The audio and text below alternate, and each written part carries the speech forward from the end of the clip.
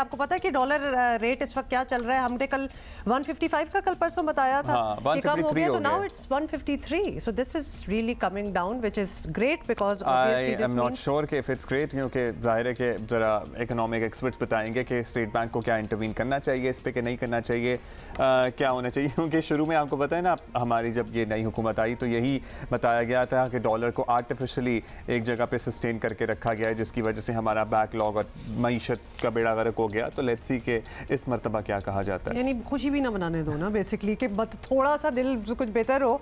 चलें, इस पे हम मजीद बात कर लेंगे, but we have a guest waiting for us right now. I guess we will have to have an expert to talk about this. लेकिन अभी हम जरा बात कर लें कि जो डिजिटल इमरजेंसी की सूरत हाल है इस वक्त मुल्क में, उस पर किस तेज़ी से अमल हो रहा है नहीं हो रहा है। क्योंकि जब से हमारे स्कूल कॉलेज यूनिवर्सिटियाँ बंद हुई हैं, वो इलाके या वो घर जिन पे इंटरनेट का कॉन्सेप्ट नहीं था, अब वो सब चूँकि स्कूल कॉलेज ऑनलाइन हो गए हैं, वहाँ पे भी लोगों को इस्तेमाल करना पड़ रहा है। सो बताइए। बिल्कुल जी, तेज़ी से बदलते वक्त के तकाज़ों के साथ साथ इंटरनेट ना सिर्फ एक बुनियादी ज़रूरत की हैसियत इख्तियार कर चुका है, बल्कि 3G और 4G की सूरत में तेज़ तरीन इंटरनेट के हसूल की दौड़ भी जारी है। और इसमें मुल्क के दूर दराज इलाकों में भी पेशरफ्त जारी है। और अब जनूबी वज़ीरिस्तान, साउथ वज़ीरिस्तान में तेज़ तरीन 4G सर्विस का आगाज़ हो चुका है, which is actually the big news. वरना वहाँ इंटरनेट का होना ही बहुत बड़ी चीज़ थी। और आपको पता है कि वहाँ जब यूनिवर्सिटीज़ बंद हुई और ये स्टूडेंट्स अपने इलाकों में वापस गए तो एक बहुत बड़ा गैप था, क्योंकि वहाँ पे इंटरनेट की सहूलत थी ही नहीं मौजूद। इसी पे बात करने के लिए जाज़ के CEO हमारे साथ मौजूद हैं, आमिर इब्राहिम साहब। आमिर साहब, thank you for joining us from Lahore. Aamir साहब, बताइएगा कि ये कोविड के बाद आप लोगों को ख्याल आया कि इतने फार-फ्लंग एरियाज़ में जो कि अंडर डेवलप्ड हैं, जो कि सॉर्ट ऑफ डिप्राइव भी हैं, वहाँ पे ये इंटरनेट सर्विस फौरी तौर पर दी जाए, या इससे पहले से इरादा था? जी, अस्सलाम वालेकुम and thank you for having me on your show. देखें जी, हम ये जो प्रीवियसली जिसको फाटा एरिया कहते हैं उसमें जैज़ की काफ़ी प्रेजेंस है। अनफॉर्चुनेटली सिक्योरिटी और बाकी कंसिड्रेशंस की वजह से हुकूमत ने हमें इजाज़त नहीं दी थी कि वहाँ हम 4G सर्विसेज लॉन्च कर सकें। जब प्राइम मिनिस्टर ने अपना दौरा किया आई थिंक अराउंड 20th और 21st ऑफ जनवरी को, तो उन्होंने ऐलान किया कि इस एरिया में भी हमें इंटरनेट फराहम करना चाहिए। और जैज़ क्योंकि उनका पहले से ही वहाँ नेटवर्क मौजूद था, हमने with in a short span of only 1 month वहाँ जितनी भी हमारे टावर्स थे उसके ऊपर हमने 4G सर्विसेज लॉन्च की और बड़ा अच्छा रिस्पांस मिला, क्योंकि वहाँ के लोग, वहाँ के स्टूडेंट्स, सारा का सारा तबका जो था वो एक्सट्रीमली डिप्राइव था बहुत से अरसे से। सो हमारे प्लान्स हमेशा से थे, लेकिन इजाज़त हमें रिसेंटली मिली है। अच्छा, ये ज़रूर बताइएगा, क्योंकि कुछ फैक्ट्स, अब हम बड़े शहरों में बैठे होते हैं और जब हमें इस किस्म की न्यूज़ मिलती है तो हम भी थोड़े से हैरान हो जाते हैं। जैसे कि आमिर साहब, एक इकोनॉमिस्ट इंटेलिजेंस यूनिट की रिपोर्ट है, उसके मुताबिक पाकिस्तान इंटरनेट तक रसाई और डिजिटलाइजेशन के हवाले से 26 एशियन कंट्रीज़ में से 24th नंबर पे है। तो हम इन अ सेंस काफ़ी लैग बिहाइंड कर रहे हैं। वेरेज अगर बड़े शहरों में देखा जाए तो जिस तरह हमारे आप मार्केटिंग देख लें, एड्स देख लें, लगता है कि वी आर सो मोबाइल सेवी, और इंटरनेट तो बिल्कुल ही हम बड़े आसानी से यूज़ कर रहे हैं सारे। जी, आपकी दोनों ऑब्जर्वेशन सही हैं। पहली बात तो ये है कि हम बहुत सारे लोग शहरों के अंदर स्मार्टफोन्स में आपको नज़र आते हैं। आप जिस सर्कल में मूव अराउंड करती होंगी उसमें ज़ाहिरी बात है बहुत सारे आपके दोस्त, फैमिली मेम्बर्स स्मार्टफोन्स इस्तेमाल कर रहे हैं और इंटरनेट सेवी हैं। लेकिन जब हम पूरे कंट्री को देखते हैं, जो कि इकोनॉमिस्ट की जो रिपोर्ट आई थी, उसके बाद ये पता चलता है कि बाकी ममालिक जो हैं वो हमसे ज़्यादा तेज़ी से आगे बढ़ रहे हैं। इसीलिए इस चीज़ को फिर हमने कॉइन किया कि जी एक ये डिजिटल इमरजेंसी है। अगर हमने मुल्क को आगे बढ़ाना है तो ब्रॉडबैंड एक हमारी कनेक्टिविटी लेयर जो है, फाउंडेशन लेयर है इंफ्रास्ट्रक्चर की, उसको हमने मजबूत करना है, उसको हमने बेहतर करना है, उसको हमने तेज़ करना है।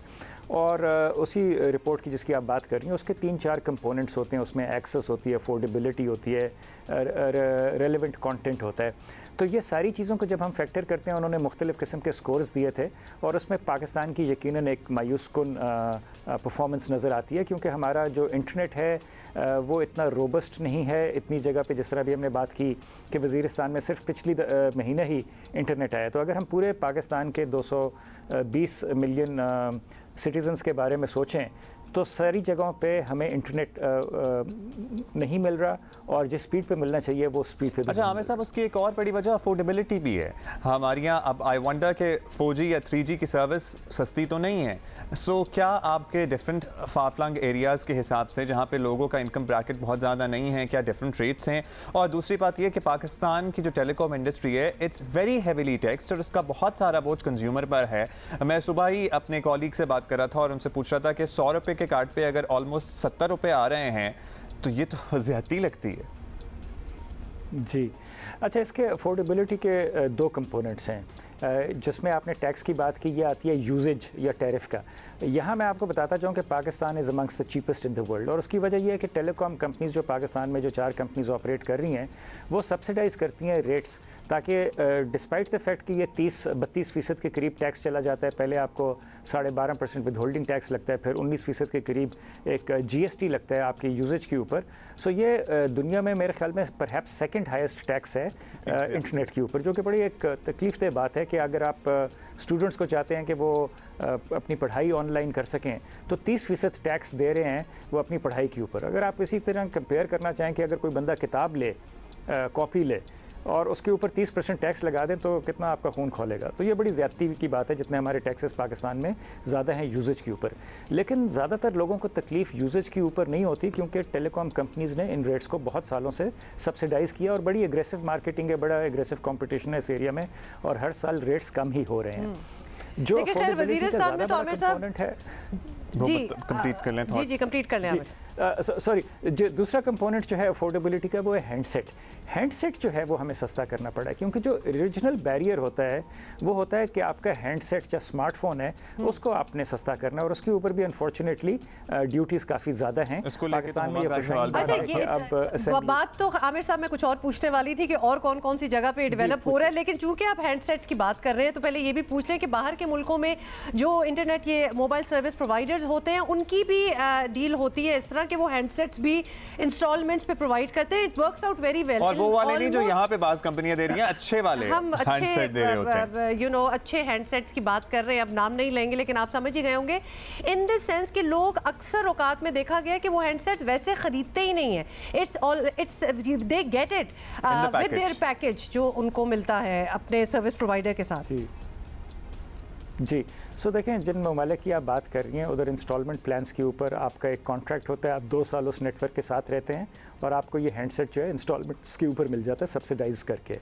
पाकिस्तान में हमारे ज़्यादातर जो सारिफीन हैं वो प्रीपेड के ऊपर होते हैं, उनका क्रेडिट स्कोरिंग इतनी आसान नहीं होती करने के लिए, उनके रिहाइश की जो परमानेंट एड्रेसेस है वो नहीं पता होते, तो रीपोजेस करना और उनको फिर माशरे में पीनलाइज करना कि अगर वो अपनी इंस्टॉलमेंट्स नहीं करते पूरी, वो ये ऐसी चीज़ें हैं जो कि मुश्किल हैं।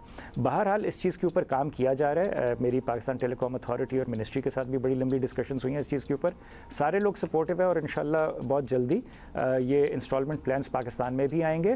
और जिस तरह आपने कहा कि सिर्फ सस्ते वाले फ़ोन नहीं बल्कि बेहतर फ़ोन्स के ऊपर भी आएंगे। हमारा जो बेसिक चैलेंज है अफोर्डेबिलिटी का वो ये नहीं है कि हम सस्ते फ़ोन ला के दें, हमारी कोशिश ये होएगी कि हम स्मार्टफोन्स जो हैं वो अफोर्डेबल कर सकें। और अफोर्डेबल करने का ये मतलब ये कि अगर हम किस्तों के ऊपर लोगों को विदाउट इंटरेस्ट हम ये चीज़ दे सकें कि कोई हमारे साथ 24 महीने का एक कॉन्ट्रैक्ट साइन करता है तो उसको हो सकता है कि आप 1000 रुपये महीने के हिसाब से एक अच्छा सा स्मार्टफोन दे सकें, बजाय ये कि वो 24,000 रुपये अप फ्रंट थे। अच्छा, पॉलिसी इंटरवेंशन की अगर बात करें तो आप लोग तो अपना काम कर रहे हैं, कितनी ज़रूरत है पॉलिसी इंटरवेंशन की? हुकूमती सतह पे भी क्या काम होना चाहिए कि हम मॉडर्न डे कनेक्टिविटी जिस तरह दुनिया इंटरनेट से कनेक्टेड है उस लेवल पे पहुंच सकें? जी पॉलिसी देखें, टेलीकॉम एक हाईली रेगुलेटेड चीज़ है जिसमें हमारी पॉलिसी इंटरवेंशंस हमें फ्यूचरिस्टिक 5 साल के मुताबिक हमें देखना चाहिए कि हम 5 साल के बाद पाकिस्तान को कहाँ देखना चाहते हैं। जिस तरह मैंने बताया कि ब्रॉडबैंड या इंटरनेट जिसको हम कहते हैं ये एक हमारे इंफ्रास्ट्रक्चर का हिस्सा है। जिस तरह बहुत साल पहले हम सड़कें देखते थे, स्कूल देखते थे, अस्पताल देखते थे, ये हम सारी चीज़ों को इंफ्रास्ट्रक्चर कहते हैं। आज ब्रॉडबैंड हमारा इंफ्रास्ट्रक्चर का एक हिस्सा है, तो इस चीज़ के ऊपर बड़ा सोच समझ के फैसले करने पड़ते हैं कि भाई हम कहाँ जाना चाहते हैं। जिस तरह मैंने शुरू में बताया कि इस वक्त हम एक डिजिटल इमरजेंसी के थ्रू गुजर रहे हैं, जिस पेस से हम प्रोग्रेस कर रहे हैं वो पेस रिक्वायर्ड रन रेट से बहुत कम है। और जिस तरह इकोनॉमिस्ट की भी आपने एग्जांपल दी कि हम अपने रीजन में भी बहुत पीछे हैं बाकियों से, क्योंकि बाकी ममालिक ज़्यादा तेज़ी से तरक्की कर रहे हैं। सो इंटरवेंशंस की ये ज़रूरी है कि देखें जी, आप स्पेक्ट्रम को रीजनेबली प्राइस करें, ज़्यादा स्पेक्ट्रम अवेलेबल करें, आप टैक्सेशन को रैशनलाइज करें ताकि अफोर्डेबिलिटी इम्पैक्ट ना हो। अगर हमने एक स्मार्ट नेशन बनना है तो हमें चाहिए कि हर शख्स को एक स्मार्टफोन दे सकें। ये गवर्नमेंट का एक ऑब्जेक्टिव होना चाहिए। अच्छा आमिर साहब, आप हमारे साथ हैं। एक दो और इश्यूज़ भी हैं जो हम पॉइंट आउट कर दें। अब आपको पता है कि वज़ीर आज़म कितना टूरिज़्म को प्रमोट कर रहे हैं, हर उनकी स्पीच में टूरिज़्म की बात होती है और बड़ा मामला खुल भी गया है। Even people from Pakistan have started travelling to areas that they never used to. तो वहाँ हमने देखा है कनेक्टिविटी के बड़े इशूज़ हैं। इनफैक्ट अगर हम सर्विस प्रोवाइडर्स को डिवाइड कर लें तो कुछ इलाकों में आप नॉर्थ वगैरह में चले जाएँ तो एक नेटवर्क काम कर रहा होता है, फिर वहाँ से आप ट्रैवल करते हैं दूसरी तरफ जाते हैं तो एक कोई और नेटवर्क काम कर रहा होता है। तो वाई नॉट इन्वेस्ट मोर इन दोस सारे दोस्त एक कनेक्शन एक कनेक्शन आपको रखना पड़ता है। ये एक ज़रूरत बन गई है विच शुडंट बी द केस। तो इसमें आप लोग शायद अगर और इन्वेस्ट करें तो बेहतरी आ जाए।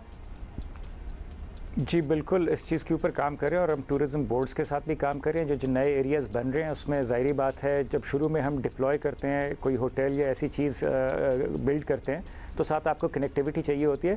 जो नॉर्दर्न एरियाज़ हैं वो थोड़े से मुश्किल इसलिए होते हैं कि पहाड़ों के थ्रू फाइबर ले जाना मुश्किल होता है। सो उसकी इनिशियल कॉस्ट ज़्यादा होती है, पॉपुलेशन कम होती है। लेकिन ये हमारा एक फोकस एरिया है जिसके ऊपर सारे ऑपरेटर्स काम कर रहे हैं और इसमें ज़्यादा देर आपको महरूमियत नहीं रहेगी कि एक जगह एक ऑपरेटर काम कर रहा है दूसरा नहीं कर रहा। इंशाल्लाह ये सारी चीज़ें ठीक हो जाएंगी। और चलें जी, thank you.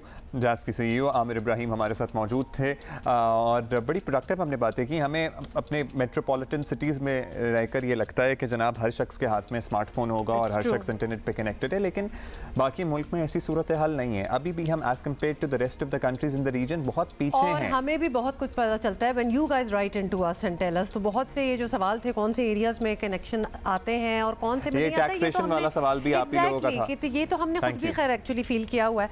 So we put your questions out there and hopefully you got the answer.